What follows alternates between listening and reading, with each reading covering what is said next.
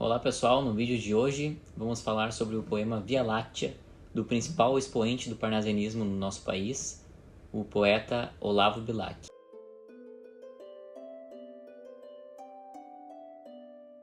Antes de tudo eu vou fazer aqui uma correção. Na verdade o nome desse poema é Soneto 13º, porque ele é o 13º poema de uma coletânea chamada Via Láctea, uma coletânea de sonetos do Olavo Bilac. Mas é muito comum chamarem esse poema de Via Láctea, tanto é que se a gente pesquisar no Google hoje em dia, Via Láctea é esse o soneto que vai aparecer. Contextualizando o período em que foi escrito esse poema, ele foi escrito em 1888, no período do parnasianismo no Brasil. Ele se caracterizava por uma frase muito famosa que é a arte pela arte, ou seja, os parnasianos eles queriam romper com a ideia de subjetivismo dos poemas, com a ideia de reflexão sobre amor, sobre drama, sobre romances, morte, e queriam prezar pela arte, métricas perfeitas, rimas ricas e sonetos impecáveis. Os sonetos perfeitos são aqueles que são formados por 4 estrofes, sendo os 2 primeiros formados por 4 versos cada um e os 2 últimos formados por 3 versos cada um. Nesse vídeo eu decidi fazer diferente. Eu vou primeiro recitar a primeira estrofe e vou falar sobre a primeira estrofe, depois a segunda e vou falar sobre a segunda, depois a terceira e depois a quarta. Ora, direis, ouvir estrelas, certo, perdeste o senso. E eu vos direi, no entanto, que para ouvi-las, muitas vezes desperto e abro as janelas, pálido de espanto. Aqui o Olavo Bilac nos coloca diante de um diálogo imaginário, onde o eu lírico está sendo ironizado por alguém cético que critica a sensibilidade do eu lírico em conversar com as estrelas, em ouvir as estrelas, o que já se revela uma impossibilidade física, uma vez que a gente não ouve estrelas de fato, a gente vê as estrelas, a gente enxerga elas. Ou seja, o Olavo Bilac já nos traz aqui para o campo imaginário no início do poema.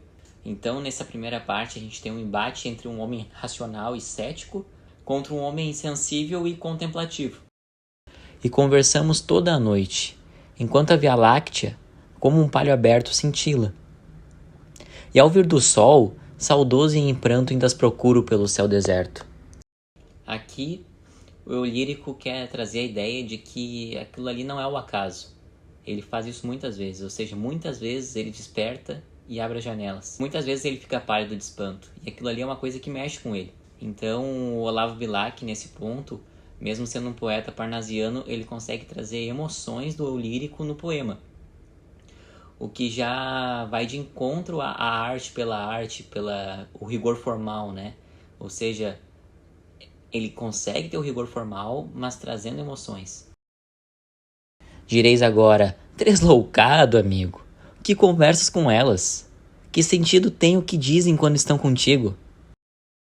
Aqui, o cético retorna e questiona. Tá, mas que sentido tem o que dizem? O que elas falam para ti?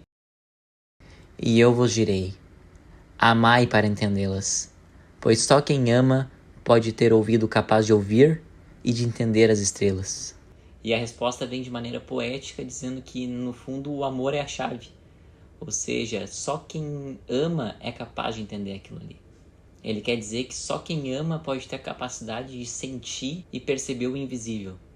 Então, para fins de fechar esse vídeo, eu trouxe aqui uma informação de que o período parnasiano no Brasil durou até a Semana da Arte Moderna, quando o poeta Manuel Bandeira, do modernismo, recitou o poema Os Sapos na Semana da Arte Moderna, né? Que era uma crítica mordaz ao parnasianismo e ao seu rigor formal. Mas mesmo com todo esse rigor formal, todo esse rigor pela métrica perfeita, pela rima rica, o Olavo Bilac trouxe esse poema, o Soneto 13º, que para mim, o parnasianismo, se bem feito, pode ser emotivo e pode ser subjetivo. O Olavo Bilac fez isso de maneira impecável.